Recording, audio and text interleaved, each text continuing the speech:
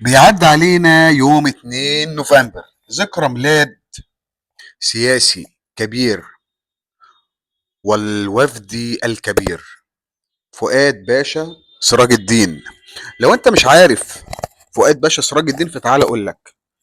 اتولد فؤاد سراج الدين باشا في يوم 2 نوفمبر سنة 1911، وهو ينتمي لأصول عائلة سراج الدين وهي عائلة مصرية، وهو مؤسس حزب الوفد الجديد. على فكرة فؤاد سراج الدين حياته العملية وكيل للنائب العام ومحامي في الفترة من سنة 1930 لسنة 1935، ثم انضم بعد ذلك إلى الهيئة الوفدية عام 1935 والهيئة البرلمانية في عام 36، وأصبح عضو في الوفد المصري عام 1946، ثم سكرتير عام للوفد عام 1946، وتولى منصب وزير الزراعة في مارس سنة 1942، ثم وزير للشؤون الاجتماعية، ثم وزيرا للداخلية في يوليو 42، وزعيما للمعارضة الوفدية في مجلس الشيوخ سنة 46،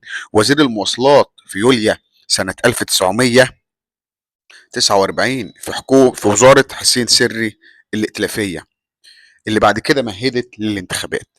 كما تولى منصب وزير الداخلية في من يوم 12 يناير سنة 1950، وفي نوفمبر من نفس السنة أضافت له وزارة المالية، أصبح وزير مالية ووزير داخلية.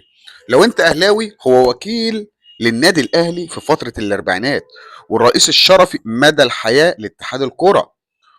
عاد حزب الوفد للحياة السياسية سنة 78، وأصبح الرئيس له حتى يوم 9 أغسطس سنة 2000 حتى توفاه الله.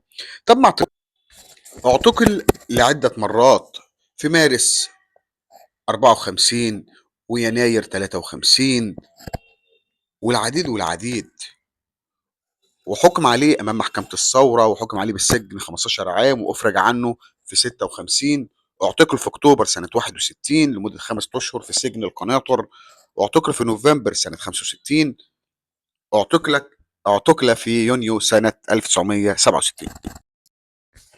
أصدر العديد من القوانين العمالية وقوانين النقابات وقوانين عقد العمل للفرد وقانون الضمان الاجتماعي وقانون إنصاف الموظف. أصدر قانون تنظيم هيئات الشرطة، وهو صاحب عيد الشرطة بسبب رفضه للإنذار البريطاني في يوم 25 يناير سنة 52، ليرحل عن عالمنا تاركا تاريخا طويلا من العمل السياسي والنضالي في يوم 9 أغسطس سنة 2000. رحم الله كل من خدم هذا الوطن، رحم الله فؤاد سراج الدين باشا.